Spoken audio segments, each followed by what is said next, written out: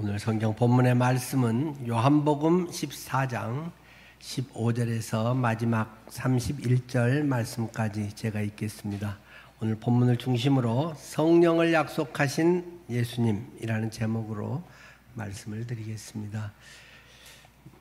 요한복음 14장 15절 말씀부터입니다.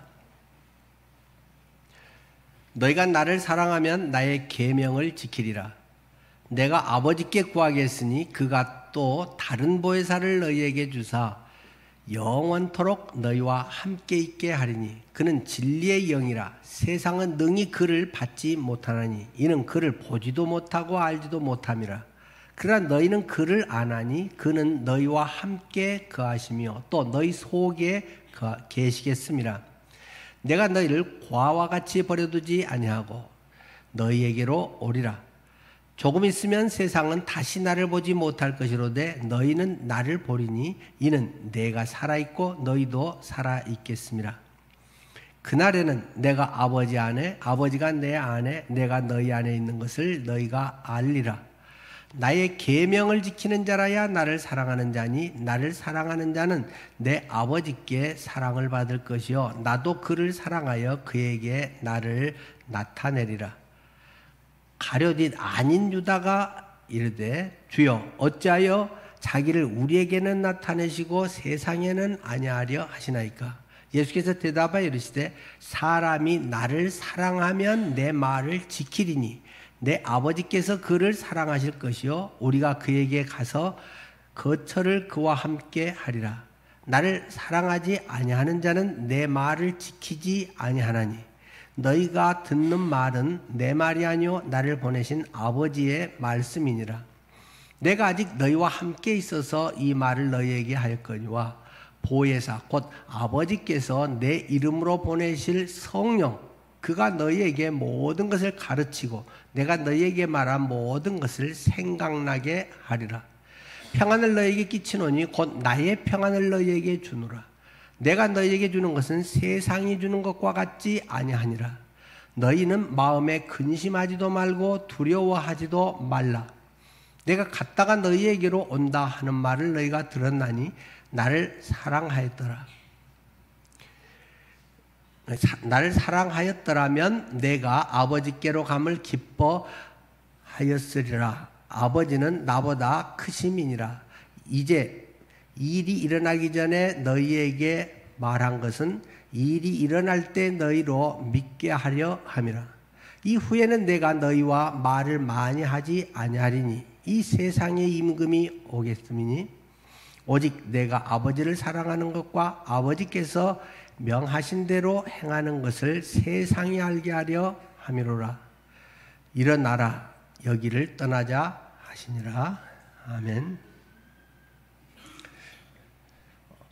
나라가 문명이 발달하고 문화가 발달하고 점차 이 선진국화 될수록 병원 중에서 그 많은 사람들이 관심을 갖고 손님들이 많이 가는 과가 정신과라고 할 수 있습니다. 여러 과들 속에서도 그 전에 후진국 때 먹고 살기 어려울 때는 정신과고 뭐고 뭐 그런 거 찾는 사람도 별로 없지만 어느 정도 살만하게 되고 우리의 생활들이 나아지면 이 정신과적인 문제가 상당히 심각하다라는 것을 실감하게 됩니다. 사람들은 갈수록 몸은 편해지고 돈은 더 많아질지 모르지만 스트레스가 증가하게 됩니다. 사는 세상이 점점 더 복잡해지게 됩니다. 1차 산업시대에 우리가 살면서 지내왔던 지금 70, 80대 되신 분들의 그때 삶과 생활 방식 1차 산업시대, 2차의 이런 중공업 이런 경제개발 5개년 그런 시대 그리고 3차 서비스 산업시대 지금 4차 정보산업시대 이런 데 와서 적응하며 산다는 것은 굉장히 어렵습니다. 핸드폰 하나 활용하는 것도 쉽지가 않습니다.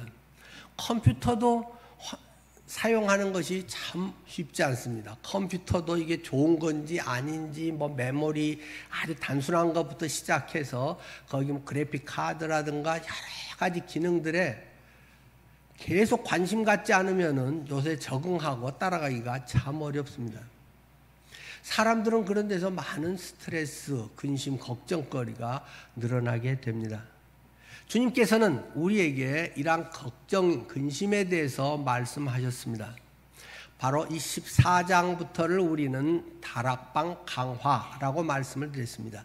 다락방에서의 주님께서 마지막으로 나머지 11명 제자들에게 가르쳐 주신 이러한 메시지들.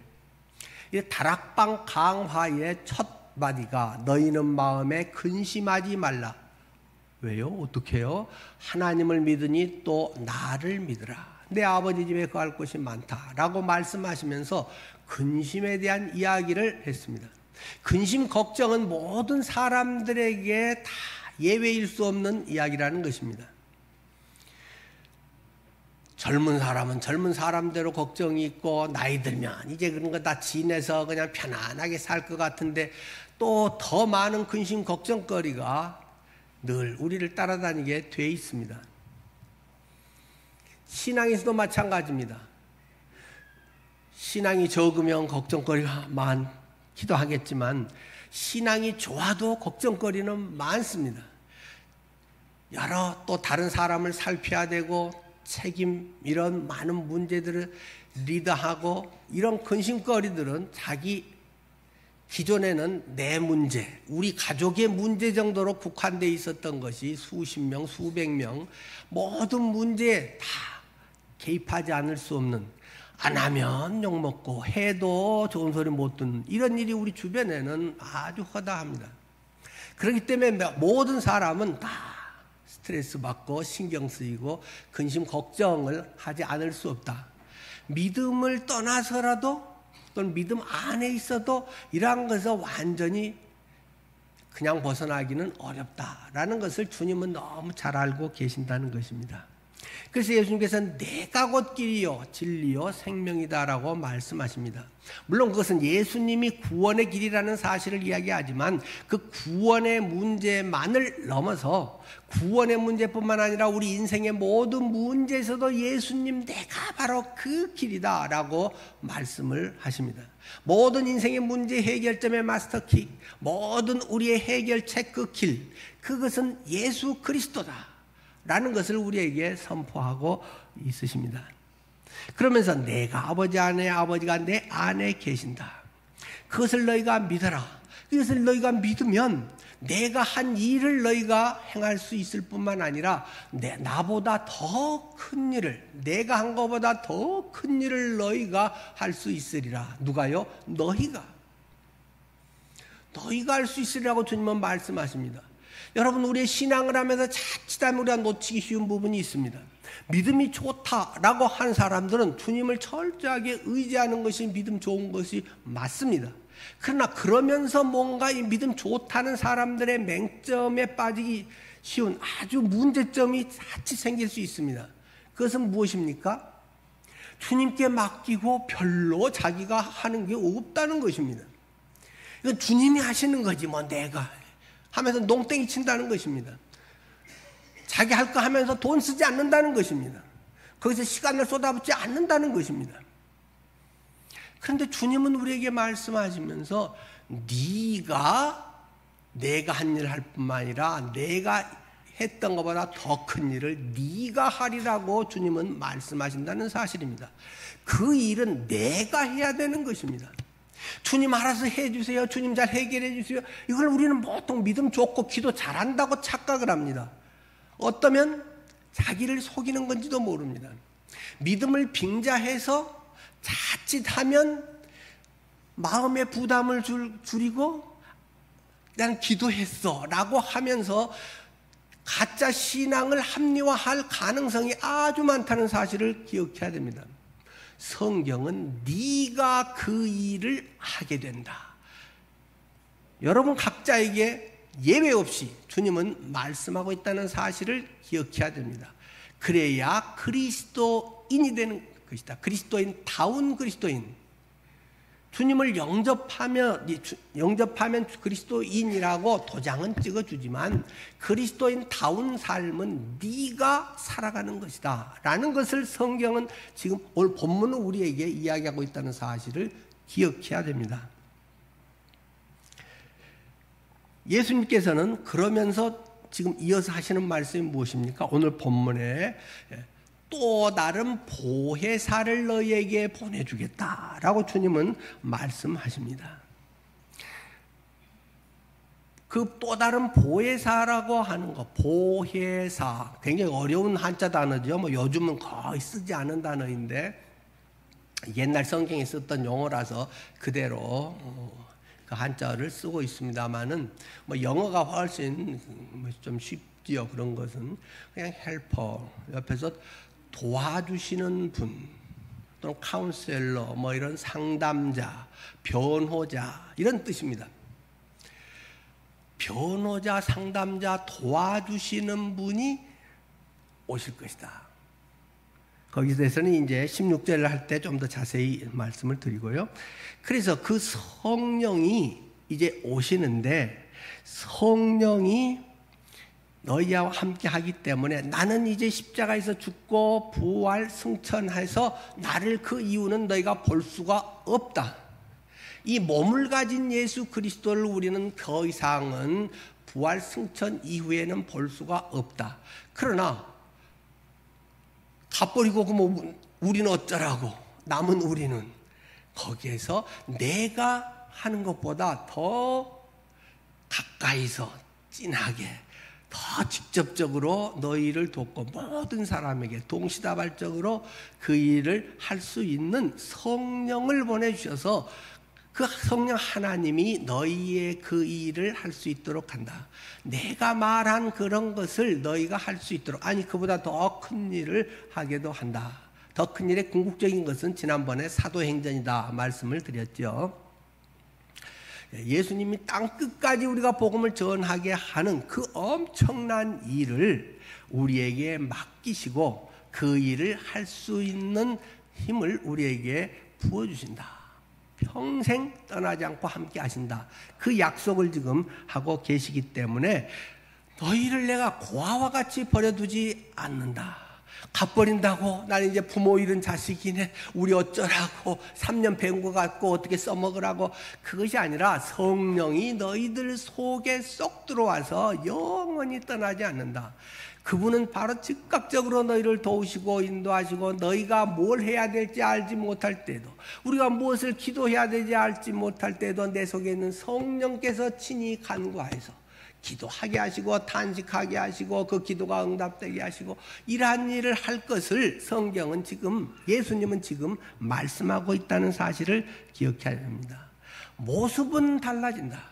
지금은 눈에 보이는 예수 그리스도 그분과 어떤 24시간 시간적 공간적 제한성을 가지고 있는 인간으로 오신 예수 그리스도를 통해서 너희가 듣고 배우지만은 가면은 다른 보혜사 성령이 너희에게 와서 성령이 그 일을 그 이상을 더 놀라운 일을 하게 하신다. 그 말씀을 지금 하고 있는 것입니다. 자, 오늘 본문에 좀 더 들어가서 자세히 보죠. 15절 너희가 나를 사랑하면 나의 계명을 지키리라. 뒤에서 설명을 하겠습니다. 16절 내가 아버지께 구하겠으니 그가 또 다른 보혜사를 너희에게 주사. 하나님 아버지께서 또 다른 보혜사를 너희에게 준다. 예수님이 보혜사라는 것입니다. 1차적으로는 예수님이 보혜사이신데 내가 가면은 나 보혜사 말고 또 다른 보혜사 성령을 너희에게 보내주실 것이라는 말씀을 하죠.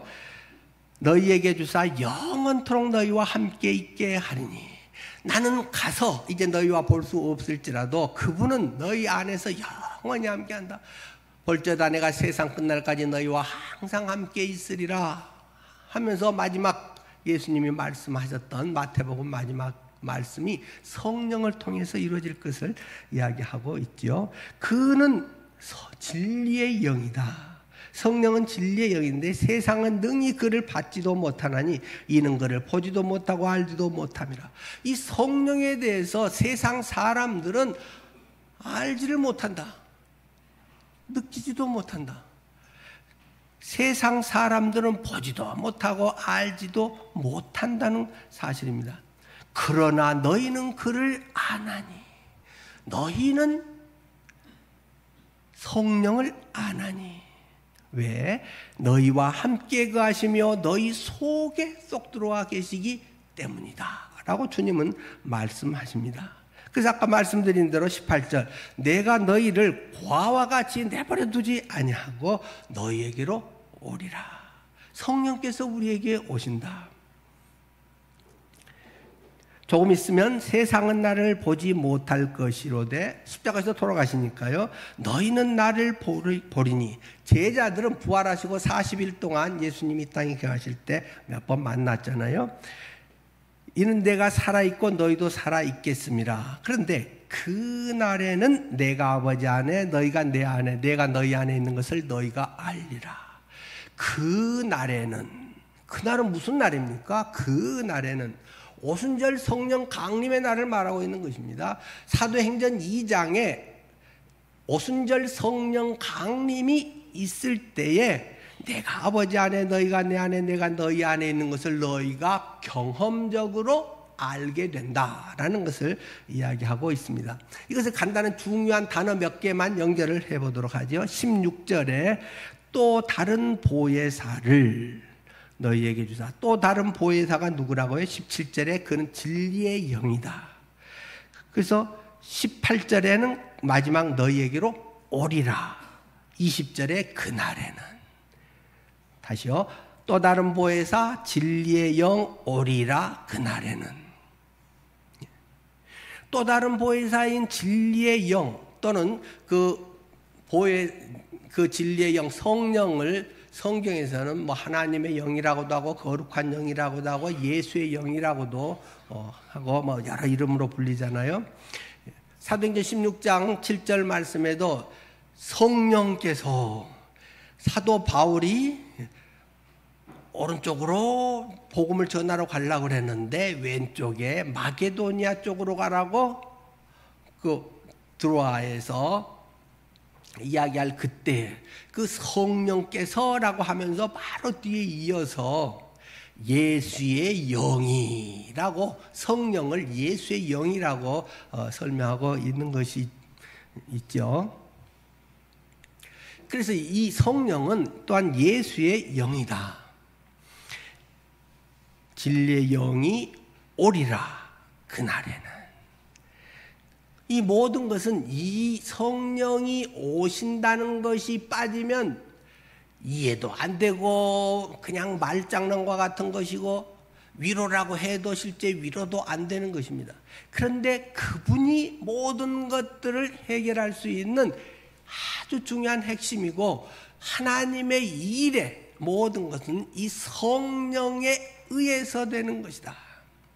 우리가 모든 살아가는 것에서 모든 것은 내가 뭐 열심히 뭘 해서 하고 잘 기억을 해서 하고 성실하게 해서, 물론 그것도 좋은 덕목이지만 그렇게 해서 하나님의 진정한 일이 이루어지는 것은 아니고 성령으로 인해서 되는 것이다 라는 것을 지금 오늘 본문은 우리에게 강하게 말씀하고 있는 것입니다. 그런데 성령이 우리에게 임하고 성령이 함께 한다는 것을 여러분은 경험하고 알고 느끼고 계시나요? 중요한 것은 그것입니다. 자칫하면 우리가 성령에 대해서 이야기하고 막 성령에 대해서 하면 마치 그것이 순복음교회 전유물처럼 생각하는 분들이 많습니다. 점잖하게 하고 말씀을 부지런히 하고 조용히 기도하고 그런 가운데서 주님이 뭐 더 생각나게 하고 어떤 이런 정도로만 생각하는 경우가 흔합니다. 성령의 역사와 성령이 일하시고 이런 모든 것은 순복음교회의 전유물이 아닙니다. 성경이 가르치는 바고 우리 모든 그리스도인들이 다 경험하고 다 그렇게 살아가야 하는 일입니다.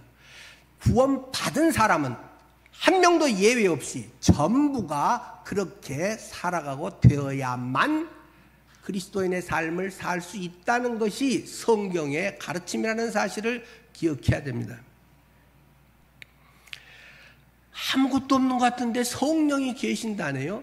그런데 이 귀신이 들린 것과 성령이 계시는 것은 좀 현상적으로도 차이가 있기 때문에 귀신 들린 것은 금방 알잖아요. 오, 쟤 이상해 뭐 이런다거나 뭐 이상한 능력들을 막 작두를 탄다든지 희한한 그런 것들이 있잖아요. 그런데 예수를 영접하고 구원받은 자녀일지라도 잘 모를 수도 있다. 그래서 요한일서에서랑은 내가 이것을 너희에게 쓴 것은 너희에게 성령이 있음을 알게 하려 함이라. 성령이 너희 안에 있음을 알게 하려고 말해주려고 내가 이것을 썼다. 이런 표현을 사도 요한은 하고 있지 않습니까? 그런데 정상적인 그리스도인의 삶, 그리스도인으로서 그리스도인답게 살아가기 위해서는 이 성령을 경험해야 됩니다. 성령에 대해서 알고 성령이 있고 도우신다는 그건 모르는 사람이 누가 있겠습니까? 그건 모르는 교인들은 거의 없습니다. 그런데 진짜 중요한 것은 그것을 경험하며 지금 살아가고 있느냐, 그것이 중요한 것입니다. 그것이 없다면 나는 무기력한 그리스도인이고 자칫하면 이론적 또는 너무 지식적, 이성적 종교인 또는 뭐 주님의 삶을 또 잘 사는 분도 있긴 있잖아요. 그냥 그런 것들에 어떤 훌륭한 어떤 삶을 살아가는 그런 존재가 되기 쉽습니다. 자칫하면 우리 기독교가 점차로 도덕적 종교로 변해갑니다. 윤리적 종교로 변해갑니다. 사랑을 외치고 사랑에 대해서 그리스도인은 서로 돕고 뭐 산상수훈회 같은 이런 종교로 자꾸 변해갑니다. 그것은 기독교의 본질이 아닙니다. 그렇게 선하게 살고 뭐 우리 전도할 때랑 보면 부모님들을 애 보내시죠. 아이고 뭐 교회에서 좋은 말 하지 나쁜 말 하겠어요 해서 보내는 가정들도 있습니다. 고마운 일이지요. 어쨌든 좋은 인식을 준 것이죠. 그런데 그 정도면 불교 학교도 그 정도는 합니다. 유교 그분들도 얼마나 윤리적 도덕 군자의 삶을 잘 이야기하고 있습니까? 그런 정도는 종교 안 가져도 좋은 어떤 심성을 가지고 자기 개발서라든가 또 좋은 명상단체 이런 데서도 그런 정도는 충분히 합니다. 복음은 예수의 생명은 그런 것과는 차원이 다른 것입니다. 그런 것도 있지만은 그런 것은 부수적인 것입니다. 성품이 좋아지고 이런 것들도 매우 중요합니다만 그런 것은 예수 안 믿어도 타고난 성품이 예수 믿는 사람보다 훨씬 좋은 그런 사람도 종종 있지 않습니까? 굉장히 중요한 것은 내 안에 성령이 계시는가? 성령에 의해서 살아가는가? 성령의 인도함을 받는가? 내가 아는 성경의 지식이 성령에 의해서 경험되고 깨달아지고 능력이 되고 살아가게 하는가? 이게 없으면 성경에 아무리 많은 지식도 별 도움이 안 되는 것입니다. 자기 자랑이나 되는 것입니다. 나는 성경을 100번 읽었어. 나는 성경에 뭐 한번 물어봐. 막 다 알아맞히고. 그런 거는 별게 아니라는 사실입니다. 물론 주님 안에서 바로 하는 사람 그렇게 하면서 하면 아주 별거지요. 그러나 만약에 성령이 내 안에 일하시지 않고 성령에 의해서 되지 않은 것이라고 하면 그런 건 쓸데없는 것입니다. 우리는 이 본문의 말씀을 통해서 내가 성령의 사람인가? 내 안에 성령이 임재하신가? 내 신앙이 정말 성령의 이끌림을 받는 것인가? 내 기도가 성령의 도우심과 인도하심과 응답의 역사가 나타나고 있는가? 이게 굉장히 중요하다는 말입니다. 현상적인 단지 능력을 넘어서 그것은 신앙의 실체라고 하는 것입니다. 우리는 흔히 이야기합니다. 기독교는 체험의 종교다라고 이야기를 합니다. 좋은 도덕, 윤리 이런 것은 일반인에게 매우 많은 도움이 됩니다. 그러나 복음이라고 하는 것은 체험되는 것입니다. 그냥 알아지는 것이고, 예수님이 날 위해 십자가에서 죽으셨어, 내 죄 그래서 다 용서됐어, 난 죽으면 천국 가. 그게 복음인가요? 아닙니다. 그것은 내용은 복음 맞습니다. 그러나 그것을 내가 알고 이야기하고 말해서 한다고 해서 그게 복음은 아닙니다. 내 속에 그것이 경험됐는가? 예수님이 정말로 내 죄를 완전히 씻어버렸다는 사실이 내게 경험됐는가? 여기서 말하는 경험이라고 하는 것은 뭐 뜨겁냐 차냐 뭔가 막 빵 왔냐 안 왔냐 그런 것을 이야기하는 것이 아닙니다. 이것은 단지 성경 지식을 아는 것과 다르게 이 죄인이 내가 하나님 앞에 엄청난 죄인이네, 내가 본질적으로 정말 못된 사람이네, 나는 남 정도는 되는 줄 알았는데, 어려서부터 신앙생활에서 조금 착하고 잘하려고 해왔는데, 그래서 조금 괜찮은 줄 알았는데, 복음의 빛이 확 비추면은 내가 이 세상에 누구보다도 죄가 많고 더럽고 얼마나 위선자인지가 확 보여지는 것입니다. 물론 한 번에 다 보여진다고 할 수는 없습니다만, 사도 바울 같은 분이 그러기 때문에 내가 사도들 중에 작은 자다, 성도들 중에 작은 자다, 아니 나는 죄인들 중에도 괴수야, 이런 고백은 그의 경험적인 하나님의 복음의 진리의 빛 앞에서 경험되는 고백인 것입니다. 그런데 나는 죄가 있긴, 죄 없는 사람이 어디 있어? 나는 죄가 좀 있지. 그래서 근데 죄가 하나라도 있으면 지옥 간대. 그런데 주님이 다 십자가에서 용서해 주셨거든. 다 용서해 준데 그 믿으면 구원 받는 거래. 죄가 하나도 없대. 앞으로 과거 현재 미래 죄까지 다 용서됐대. 그거 모르는 사람이 누가 있냔 말입니까? 근데 그걸 알았다고 구원 받나요? 우리는 너무 많이 그렇게 가르쳐 왔다는 것입니다. 성령에 의해서 그것이 내 것으로 경험되어야 구원이 이루어지는 것입니다. 물론 이것은 그노시스 같이 어떤 그런 것들에 그것을 이야기하는 것이 아닙니다. 그것은 말씀의 능력인 것입니다. 말씀은 진리의 빛이기 때문에 어둠이 빛과 함께 할 수 없고, 예수 그리스도가 빛이시기 때문에 빛이신 그분이 내 속에 들어오면 그런 어둠의 죄악이 보여지는 것입니다. 그렇기 때문에 나 같은 죄인 살리신 주 은혜 놀라워라는 고백을 하게 되는 것입니다. 혹시라도 이 중에 여러분, 나는 남보다는 조금 착하게 살았어, 나는 조금 그래도 죄가 있긴 있지만 그리 나쁘진 않아, 그런 마음으로 그래도 구원해 주신 거 너무 감사해, 그런 분 있다면 진지하게 복음에 대해서 고민해 봐야 됩니다. 그런 사람의 구원이 진짜 감격이 있겠어요? 그런 사람의 구원이 정말 주님이 좋겠어요? 주님이 나의 전부가 되겠어요? 그분을 위해서 내 인생을 전부 드릴 수 있겠어요? 나 같은 존재가 얼마나 치졸한지, 남이 다행히 아직 몰라줘서 이 양심이 투명하게 만들어지지 않아서 이 속에 음란하고 더럽고 돈 욕심 많고 질투심 많고 다른 사람들에 대해서 이중적이고 위선자의 모습이 얼마나 많은지 까발려지지 않기 때문에 괜찮은 걸로 조금 생각하고, 나도 나쁜 사람이지만 그래도 쟤보다는 나, 이런 바리새적인 요소가 적지 않다는 것입니다. 복음은 그것을 확 열어버리는 것입니다. 그것이 그냥 경험돼 버리는 것입니다. 우리의 구원이라고 하는 것은 셀베이션, 뭐라고 설명할 수 없는 구원이구나.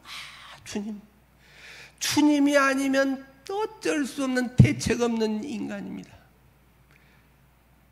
예수 안 믿으니까 지옥 가는데 지옥 안 가기 위해서, 천국 가기 위해서가 아니라 나 같은 것은 당연히 지옥에 가야만 하는 존재네요 하는 것이 발견되는 것입니다. 그렇기 때문에 예수님이 얼마나 귀한지, 예수님이 없었으면 내 인생이 얼마나 비참한 인생이고 내 영혼이 얼마나 침침한지를 절감하고 그리스도 앞에 나올 수밖에 없는 것입니다. 그래서 내가 예수를 믿어주는 것이 아니라 예수님이 네 같은 것이 뭘 나를 믿어 해도 예수의 바지가랑이를 집잡건 제발 나 좀 살려주세요. 당신 아니면 내게 소망이 없습니다. 그렇게 나아갈 수밖에 없다는 것입니다. 성경에는 그런 여인의 이야기가 기록되어 있지 않습니까? 수로보니게 여인의 이야기. 제발 내 딸 좀 살려주세요. 아주 매몰찬 예수님, 나는 우리 백성만 위해서 온 거야. 개에게 떡 주는 거 봤냐? 아니, 나를 개 같은 년이라고 하다니. 그런데도 자존심 상하고 거기에 대해서 예수가 저런 말은 저런 것들이 무슨 뭐 하나님의 아들이야 그렇지 않고, 개도 상에서 떨어진 것은 주워 먹을 수 있잖아요. 나의 자존심도 나의 모든 것도 뭐 인격적인 뭐 어쩌고 저쩌고도 다 내려놓고 제발 내 딸 살려주세요. 그게 예수 믿는 거란 말입니다. 당신 아니면 소망이 없어요. 예수만이 생명이에요. 내가 곧 길이요 진리요 생명이니 나로 말미암지 않고는 아버지께로 올 자가 없느니라. 그것이 단지 구원받을 수 있는 길은 예수님 통해서만입니다. 다른 종교로는 안 됩니다. 종교다원주의 안 됩니다. 뭐 다 지금 맞는 얘기하는 거죠. 그걸 위해서가 아니라 내가 믿는 예수가 진정으로 길이냐 이겁니다. 사람들은 길을 많이 두고 산다는 것입니다. 머리들이 워낙 좋기 때문에 내게 이 유리한 이익된 길을 꼭꼭 골라서 다닌다는 것입니다. 이럴 때는 예수 잘 믿는 척하다가 저럴 때는 예수 안 믿는 척하고, 이익되고 뭐 이럴 때는 예수 믿는다는 표도 하나도 내지도 않고 누가 알까봐 눈치 보고. 죽으나 사나 예수만이 나의 길입니다. 그것은 단지 구원의 교리가 아니라 우리의 삶의 확실한 선언이 되어야 하는 것입니다. 예수 그리스도 그분만이 나의 길이다. I am the way. 맨날 뭐 정관사 더는 그거 하나만을 이야기고 I am a way가 아니라 the way다. 헬라어도 그렇게 정관사로 분명히 써져 있습니다. 예수만이 진정으로 지난 주간 여러분의 삶의 길이었습니까? 예수님이 아니면 안 된다는 그런 심정으로 지난 주간을 살으셨을까요? 우리의 삶의 진정 구원과 은혜와 이런 것은 오직 예수의 그것이 생명이 되는, 교리가 되고 지식으로 되는 건 다 그건 좋은 말이고 다 맞는 말입니다. 그것이 내게 경험되는 내 삶의 피가 되고 살이 되어 있느냐는 것입니다. 예수의 만찬은 이것이 내 살덩어리다, 내 살이다 하고 떡을 떼어서 주셨다. 이것이 내 피다라고 잔을 주셨다. 내 속에 들어가서 녹아서 피가 되고 살이 되는 예수, 내가 믿는 예수는 그렇게 경험되는 예수라는 것입니다. 떡 먹듯이 밥 먹듯이 먹는 예수여야 한다는 것입니다. 그래서 내 모든 에너지의 원천이 되어야 한다는 것입니다. 아주 고상한 성경의 지식과 많은 것에 의해서 이런 거 주님이 이런 말씀하셨지 고상하게 쫓아가는 그런 게 아니라 내 속에 피와 살의 에너지 원천인 예수, 그것이 생명인 것이지 좋은 가르침 정도가 예수가 아니다 라는 것을 성경은 우리에게 수없이 선포합니다. 그런데 그것이 그것 되게 하는 것은 무엇입니까? 내 좋은 명석한 머리입니까? 빠른 이해력입니까? 내 결단입니까? 아니다. 성령께서 깨닫게 해주시는 것이다.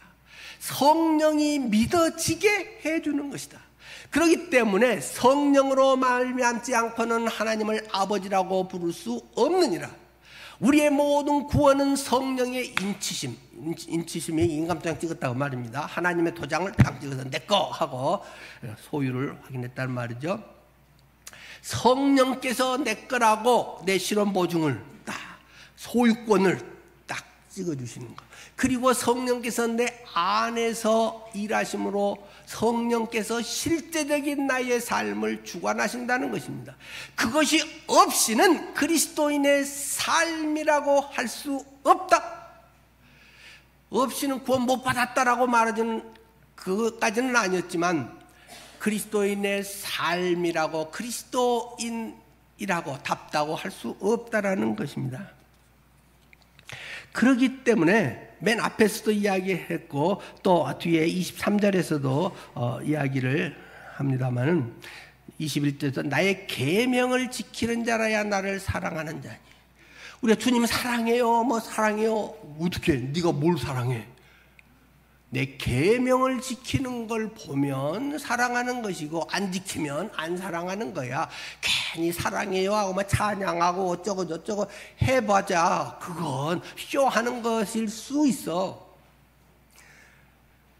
계명을 지키는 것이다. 자칫 복음주의 교인들의 상당한 때로는 맹점이 계명이라는 말에 조금 껄쩍지근하게 생각하는 경향이 있다는 것입니다. 그러나 예수님은 내가 너에게 새 계명을 주노니 서로 사랑하라 말씀하고 계십니다. 새 계명을 준다. 그것이 서로 사랑하는 것이다. 계명은 다 그냥 이퀄식으로 율법 이렇게 하면 은혜와 율법 대조적으로 자칫 생각하는 위험성이 우리에게 자칫 내재될 수 있습니다. 내 안에 이 계명이 그런데 계명을 지키는 거니까 나는 주님 사랑해. 그러니까 이런 거 뭐 안 빠지고 뭐 이거 잘하고 그렇게 해서 하는 것 정도를 말하는 게 아닙니다. 물론 그런 결과가 있겠지요. 그러나 계명을 지킬 수 있는 것은 내 의지와 내 지식과 이런 것을 넘는 일이다. 누구는 마음 안 먹어서 안 되나요? 바라질 않아서 안 되나요? 다 예수 잘 믿고 싶고 주님 앞에 헌신하고 싶고 주님 안에서 뭘 누리고 싶지 안 그런 사람이 어디 있겠습니까? 근데 그게 되나요? 안 된단 말입니다. 왜요? 우리의 의지라고 하는 것은 선하고 잘해보려는 좋은 뜻은 있지만 약하다는 것입니다. 피곤하다는 것입니다. 나이 들면 집중력이 떨어진다는 것입니다.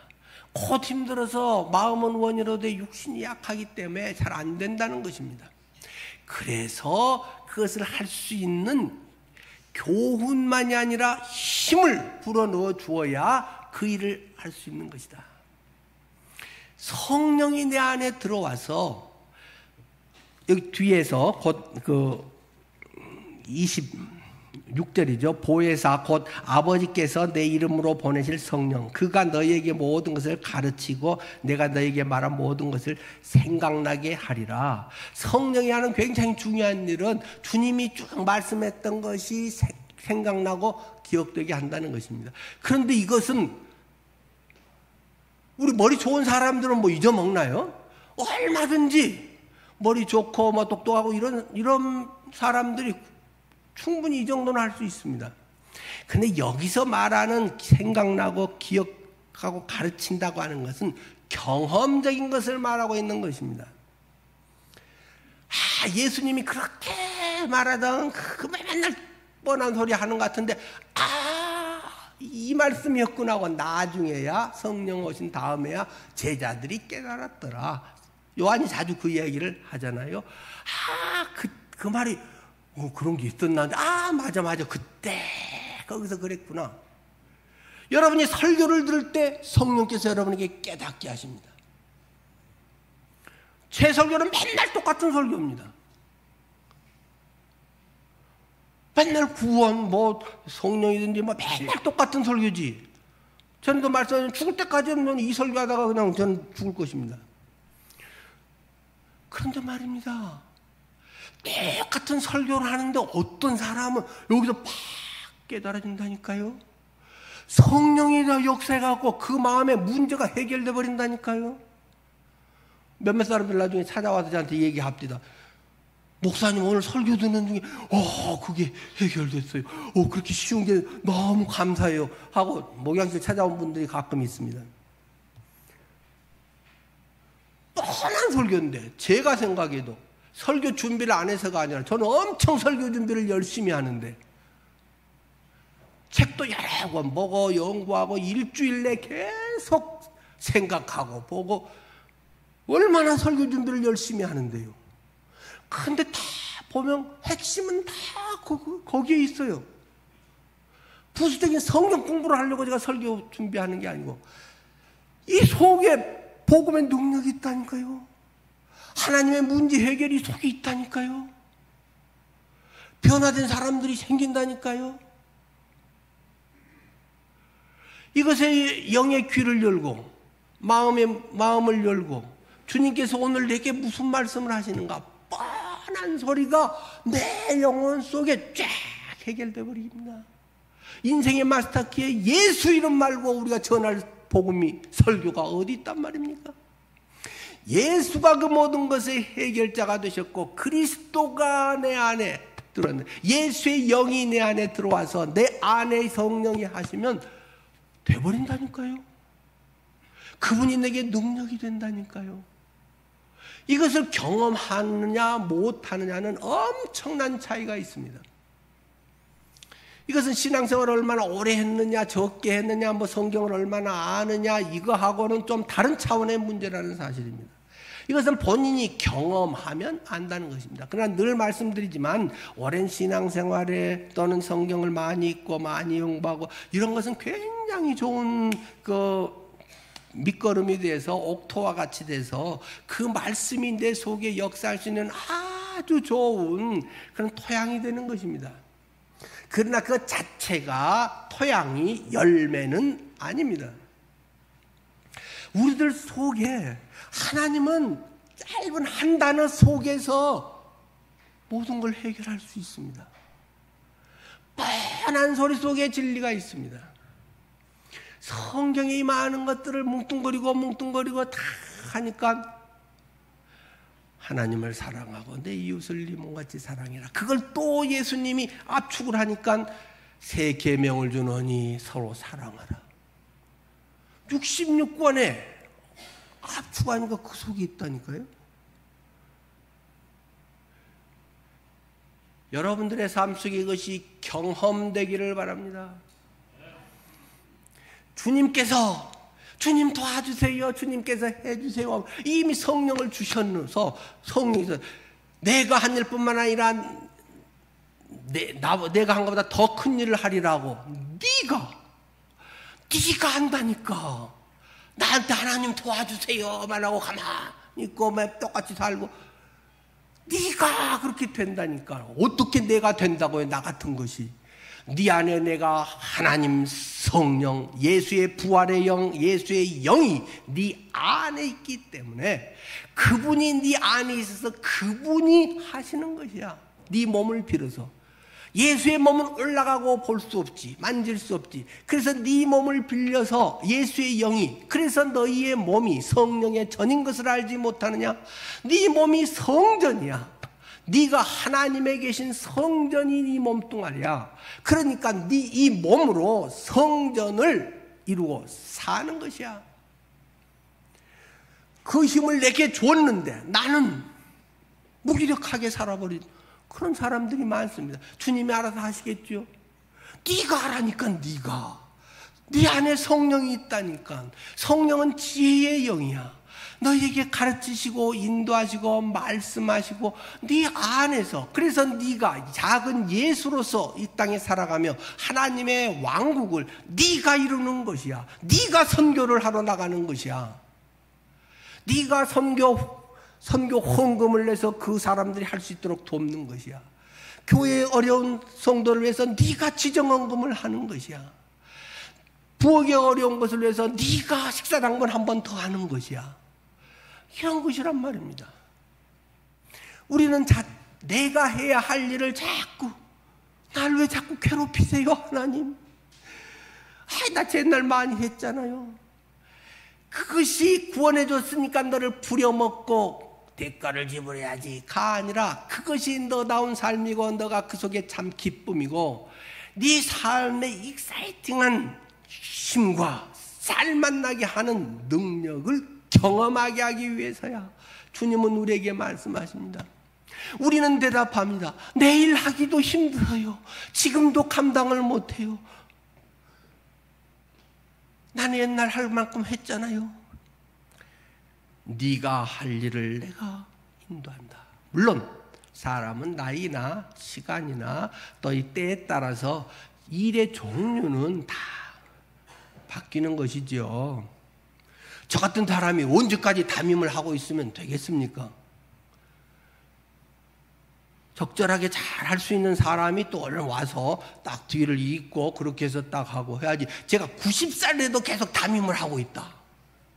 뭐 우리 법으로도 할 수 교회도 없지만 뭐 말도 잘 못하고 하면 다른 사람이 하고 저는 다른 일을 기도를 하는 걸 하든지 다른 일을 하는 것이지 똑같은 그 일을 평생 해야 된다는 말은 결코 아닙니다. 그때그때에 하나님이 주어진 일들이 있고 그 소명자들이 있고 그 일을 감당할 수 있게 그래서 때가 되면 또 이렇게 잘 물러나는 것도 지혜고 그 일을 잘 할 수 있는 것도 지혜와 능력이고 다 성령 안에서 함께 기도하면서 성령 안에서 내가 다 주체가 되어서 하는 것입니다. 많은 사람들이 이야기를 합니다. 저는 목사님이 하면 전적으로 밀어드리겠습니다. 이제 자빠질 것 같아요. 막 여러 사람이 밀면 어떻게 되겠어요? 성도님들이 일하는 것이지 목사가 뭐 푯대를 걸면 성도님들이 따라가서 물론 어떤 공통적인 것을 집약을 해서 리더가 굉장히 중요하기 때문에 그 일을 해야 되지만 그 일을 하는 사람은 각자 성도지 성도가 목사를 도와주는 게 어디 있어요? 무슨 나를 도와줘요, 성도들이? 목사의 일은 성도가 성도 본인의 일을 하도록 제시를 해주고 일깨워주고 할 수 있도록 성경 공부라든가 훈련을 받도록 해주고 그렇게 해서 그 사람이 되도록 뒷받침해 주는 것이 목회자의 일이지 목회자가 앞으로 그러면 다들 따라서 목사님 따라서 무슨 교회가 그런 게 어디 있어요? 예수님이 성령이 우리에 이끌어 가시는데 그 일을 잘 분별하고 할 수 있도록 돕는 것이 목회자의 일이란 말입니다. 여러분은 저를 도울 필요가 없습니다. 저는 제가 알아서 다 잘합니다. 그만. 이 담임의 역할을 맡기신 것은 여러분 각자에게 하나님의 주신 놀라운 것들이 있는데 그것을 자꾸 사장한단 말입니다. 나는 집사니까 요만큼 해. 나는 뭐 되니까 뭐 요만큼 해. 하고 자기의 한계를 딱 지어놓고 나는 요만큼만 할래 뭐 이런 것들에 나는 뭐 실력이 없어 못해. 나는 성경을 몰라. 그런 것들을 북도 듣고 그런 것들이 채워지도록 도와줘서 나가십시오 하고 축구 감독이 하는 거지. 축구 감독이 뭐 골게터가 돼갖고 하는데 옆에서 뭐 패스해줘가지고 감독님 골 넣으세요 해가지고 감독이 골 넣고 그런 희한한 축구 경기가 있겠습니까? 때에 따라서 작전 전술을 해서 지금은 이건 이럴 때네 하고 선수를 교체를 하든지 뭐 작전을 바꾸든지 주님의 일은 그렇게 이루어지는 것임을 기억해야 됩니다. 그것을 어떻게 한다고요? 성령께서. 여러분의 신앙생활이 성령의 인도, 성령의 경험되지 않은 것은 그럴 수 있습니다. 그러나 그분이 꼭 해야 되는 한 가지가 있습니다. 간절히 주님을 붙드십시오. 주님, 저는 잘 모르겠어요. 수없이 저런 얘기를 들어도 나는 체험적으로 모르겠어요. 간절히 기도하십시오. 꼭 주님이 찾아가시고 깨닫게 하시고 확신케 하실 것입니다. 그것은 우리가 성경 공부를 조금 더 많이 하고 알아서 배워진 것과 그렇게 된 것은 차원이 다릅니다. 저는 그런 체험들을 여러 번 했기 때문에 확실하게 이야기할 수가 있습니다.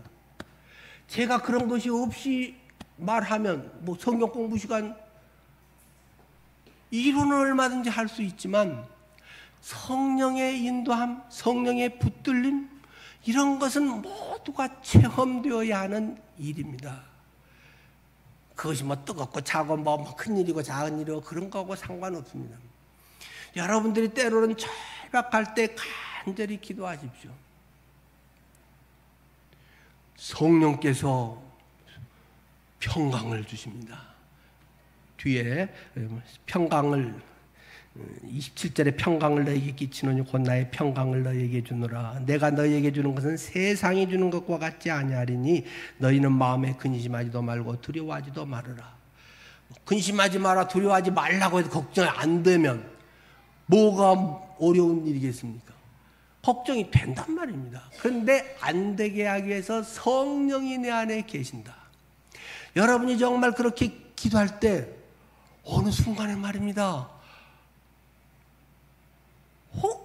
별거 아니네? 그런 마음이 쏙 들어온다니까요. 나는 엄청 절박하고 큰 문제인데 여기 주보 사면에 저기 아레이 토레이 목사님 얘기가 맨 처음에 있지 않습니까? 우리나라 그 복음 영성운동에 큰 도움이 됐던 아레이 토레이 이분은 무디와 같이 복음운동을 했고 무디 성경학교 교장도 했던 분이죠. 그 손자 아레이 토레이 3세가 대천덕 신부입니다. 우리나라 예수원 만들었잖아요. 이제 신부 그러니까 뭐 가톨릭인가 보다 그런데 성공회고 성공회는 개신교입니다. 이제 영국에서는 하이처치 그래가지고 가톨릭하고 똑같은 그런 게 있고 같은 성공회인데 로우처치라고 해서 한데 이분들은 이제 로우처치에 우리나라 개신교로 분리됩니다. 근데 용어는 신부라고 부르지요. 그 사람이 큰 슬픔을 당했다. 겨우 12살밖에 안 된 딸이 사고를 당해 세상을 떠난 것이다. 장례식 다음날 산책 중에 갑자기 그 전날 꾹 참았던 슬픔이 큰 파도처럼 밀려오는데 도무지 걷잡을 수 없었다고 한다. 사랑하는 딸의 웃음으로 채워졌던 텅 빈 집을 보며 이제는 딸이 없는 세상을 살아야 한다는 생각에 마음이 찢어지고 무서워지는 듯했다. 토레이 목사님은 하나님께 울부짖었다. 하나님, 저를 도와주세요. 저를 살려주세요. 하나님 앞에서 간절하게 울부짖는 순간 하나님은 그를 위로하셨다. 그는 이렇게 고백했다. 내 안에 계시는 성령님이 샘솟는 능력으로 그 순간 나를 꿰뚫어 주셨는데 그때 체험한 성령님의 능력, 바로 그때 나의 온 영을 채운 위로는 전에 내가 알지 못한 것이었다. 내 인생에서 가장 깊은 기쁨을 아는 놀라운 순간이었다. 성령님이 주시는 말할 수 없는 기쁨을 그때 알게 되었다. 뭐 인죽 신학 박사고 뭐 다. 근데 어느 날 이것이 딱 자기에게 올 때 자기 딸을 잃었는데 뭐 위로로 되겠어요? 성령께서 기쁨을 줬다네요. 이 사람 미쳤나요? 여러분에게 그런 경험이 있기를 바랍니다. 여러분이 어떤 처지, 어떤 슬픔이 있어도 하나님의 성령에 의한 그런 거 있기를 바랍니다. 저는 그런 체험들이 있습니다. 기도 가운데 한창 기도 가운데 말씀이 생각나면서 딱 그것이 제 마음 중심이 되고 깨달아질 때 환경은 똑같지만 여기서 뭐 딸이 그랬다고 막 살아났나요? 죽었어요? 이미 장례에서 끝나버렸어요? 기쁨이 있다니까요. 저는 그럴 때 마음에 평강이 탁 임하고 하면 전 더 이상 그 문제 기도 안 합니다. 끝났네. 하나님이 응답했네. 택배 주문했는데 오는데 한 2, 3일 걸려서 아직 당장은 내가 못 받고 조금 있다가 응답은 눈으로 확인하겠지만 됐네. 더 이상 기도 안 합니다. 제가 그래가지고 전부 놀라운 하나님의 응답들을 경험하고 그러기 때문에 여러분들에게 분명하게 말씀드릴 수 있습니다. 성령을 의지하십시오. 성령께서 여러분의 모든 문제를 아시고 모든 여러분 깊은 것을 해결해 주기 원하십니다. 특별히 이번 수양회가 여러분들에게 그러한 은혜를 체험하는 복된 시간이 되기를 축원합니다. 기도하겠습니다.